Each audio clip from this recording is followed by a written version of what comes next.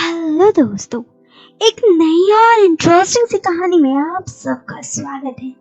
और आज की ये कहानियाँ आपकी लाइफ में एकदम बहुत ही रोमांस भर देगी। तो चलिए अब शुरू करते हैं और देर न करते हुए ये कहानी आप करना ईयरफोन या फिर हेडफोन का उपयोग, ठीक है। तो ये बात एक डॉक्टर साहब की है। वो कहते हैं, MBBS की डिग्री मिलते ही मेरी पोस्टिंग उत्तर प्रदेश के गांव में हुई। गांव वासियों ने अपने जीवन में पहली बार कोई डॉक्टर देखा था। इससे पहले गांव में हकीम, ओझा और झाड़ फूंक करने वालों के ही हवाले थे। जल्द ही गांव के लोग एक भगवान की तरह मेरे पूजा करने लगे। रोज ही काफी मरीज आते। मैं जल्द ही गांव की जिंदगी में एक महत्वपूर्ण समझा जाने लगा। गांव वाले अब सलाह लेने के लिए भी मेरे ही पास आते। मैं भी किसी को मना ना करता, अपने मरीजों को आने के लिए कभी मना ना करता। गांव के बाहर मेरा एक बंगला था। उसी बंगले में मेरी डिस्पेंसरी भी थी।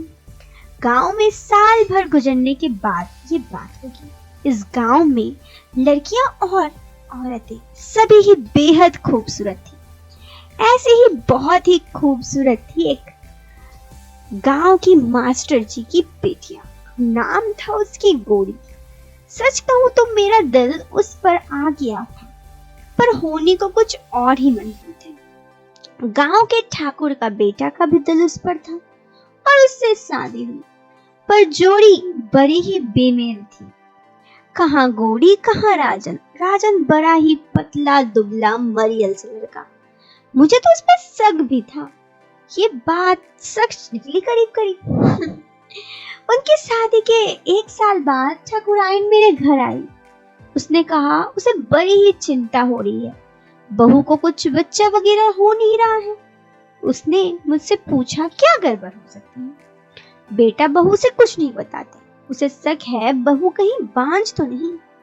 मैंने उन्हें ढांढस दिया और कहा तो बेटा बहू को मेरे पास भेज दे, मैं देख लूंगा क्या गड़बड़ है। उसने मुझे आग्रह किया ये बात किसी को ना बतानी, घर की इज्जत का मामला है। फिर एक शाम करीब शाम को वो दोनों आए, राजन और उसकी बहू। देख के ही लगता बेचारी गौरी के साथ बड़ा ही अन्याय हुआ। कहाँ वो लंबी खूबसूरत गौरी और खूबसूरत लड़की, कहाँ वो राजन काला कलूटा पतला सा। मुझे राजन की किस्मत पर ना बड़ा रंज था। वो धीरे धीरे अक्सर इलाज करवाने मेरे क्लिनिक आने लगे, साथ साथ मुझसे खुलने लगे। राजन बड़ा ही नरम दिल इंसान था। उसकी भला सी खूबसूरत बीवी को जरा भी दुख देना उसे मंजूर ना था। उसने दबी जुबान में स्वीकारा कि वो कभी भी अपनी पत्नी के पास नहीं गया, तो क्या होगा उनका बच्चा वगैरह। जब गौरी अभी तक अनछुई सी, सहसा मेरे मन में ख्याल आया कि कहीं अपनी दबी सी मुराद को पूरी कर लूं। दरअसल जब राजन गौरी को बिल्कुल भी उसके करीब ना आया तो गौरी का क्या हाल हुआ होगा। खैर उसने बताया कि गौरी का कुछ भी ना कहने पर राजन उसके पास नहीं जाता और ऐसे में उन दोनों के प्यार का ये गंगा कभी भरता ही नहीं। सच कहूं तो बेचारी गौरी के साथ भी बड़ा ही अन्याय हुआ है, ये मेरे मन में भी था। बहुत दिन सोचने के बाद मैंने फैसला किया कि अब मेरे मन मुराद मुझे पूरा करना ही है और अपनी मकसद पे मैं चालू हूँ।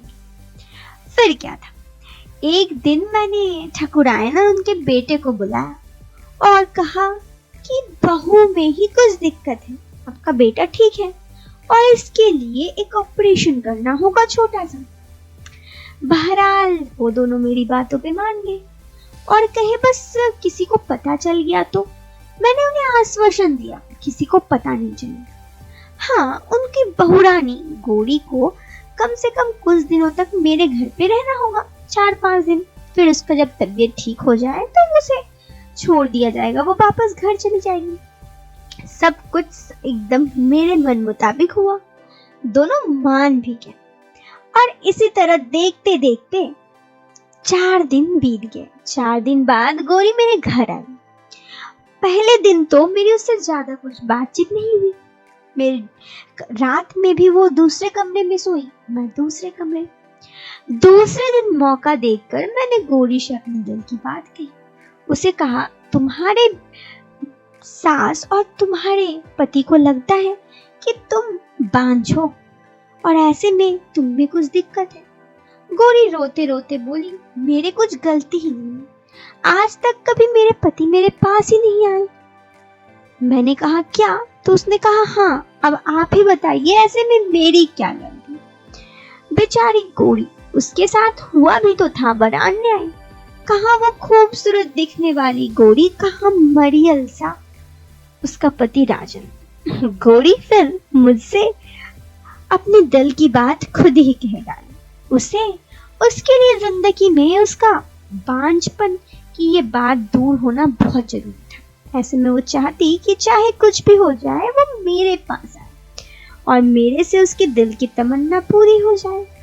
फिर क्या था, मैंने भी तो, मेरी भी इच्छा यही थी और मैं गौरी को समय अनुसार उसका प्यार जाता गया और उसके करीब आता गया। बस 4 महीने बाद गौरी पेट से थी। राजन और उसकी ठाकुराइन आकर बहुत खुश हो रहे थे कि गौरी की सारी दिक्कतें दूर हो गई।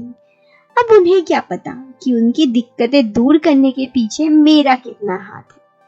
पता तो इतना बस मुझे और गौरी को ही था। तो दोस्तों, थी ना ये कहानी इंटरेस्टिंग? कैसी लगी आप हमें कमेंट बॉक्स पे कमेंट करके जरूर बताएं। पसंद आई हो तो आप वीडियो को लाइक कर सकते हैं। चैनल पे पहली बार आए हैं तो सब्सक्राइब जरूर करें। चलिए अब मिलते हैं फिर एक नया वीडियो में एक नया इंटरेस्टिंग टॉपिक के साथ। तब तक के लिए बाय, टेक केयर, बाय।